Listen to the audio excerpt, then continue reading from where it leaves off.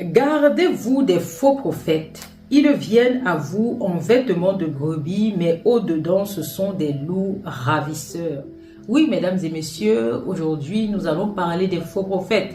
Vous allez remarquer, j'insiste beaucoup sur les faux prophètes, parce que de nos jours, bon nombre de lieux de culte ont été infiltrés par Satan. Parce que le but de Satan, c'est d'altérer votre foi et d'entraîner une multitude en enfer ayant été déjà condamnés par le Dieu céleste.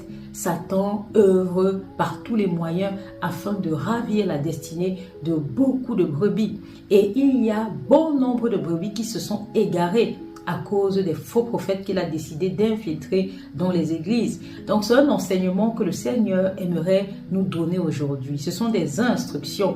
Je vous invite donc à prendre une Bible, de quoi noter, un stylo et un carnet. Parce que ce que le Saint-Esprit a mis dans mon cœur est très important pour votre marche avec le Seigneur. Si tu ne t'es pas encore abonné, c'est le moment. Abonne-toi, active la cloche de notification et partage au maximum nos enseignements. Parce que notre but, c'est de réveiller la foi qui est en toi, qui est endormie ou qui n'est même pas encore là. Parce que le but du Seigneur, c'est que tu acquières la foi. C'est le plus beau cadeau qu'il a à te donner. C'est son bien le plus précieux. Je t'ai déjà dit ça. Au lieu de pourchasser l'argent, pourchasse la foi, parce que la foi, on la par-dessus tout. Dès que tu as la foi, tu as tout. Le Seigneur te donne tout. Il te comble de joie, de bonheur et il te donne tes biens par-dessus tout, tout ce qui est éphémère.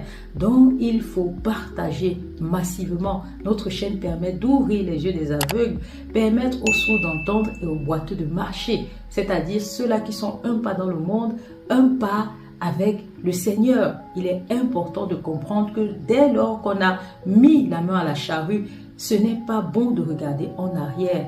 Là, vous n'êtes pas digne de Dieu, du royaume de Dieu. C'est marqué dans les Saintes Écritures. Donc, mesdames et messieurs, nous allons poursuivre notre enseignement qui parle ici des faux prophètes. Il faut prêter attention. Gardez-vous des enseignements que vous écoutez, car vous devenez ce que vous écoutez. La parole étant la principale nourriture de notre âme. Je vous ai dit cela, l'homme ne vivra pas uniquement de pain, mais de toute parole qui vient de la bouche de Dieu. C'est Jésus qui l'a dit lorsqu'il a été tenté dans le désert par Satan pendant 40 jours et 40 nuits. Rappelez-vous cette scène, le diable a demandé de transformer les pierres en pain lorsque Jésus avait faim. Mais comme Jésus était rempli de paroles, il lui a dit, l'homme ne vivra pas uniquement de nourriture, mais de toute parole qui vient de la bouche du Seigneur. Pourquoi Jésus a dit cela? Parce que le Seigneur, par la parole, a créé toutes choses. La parole a été avec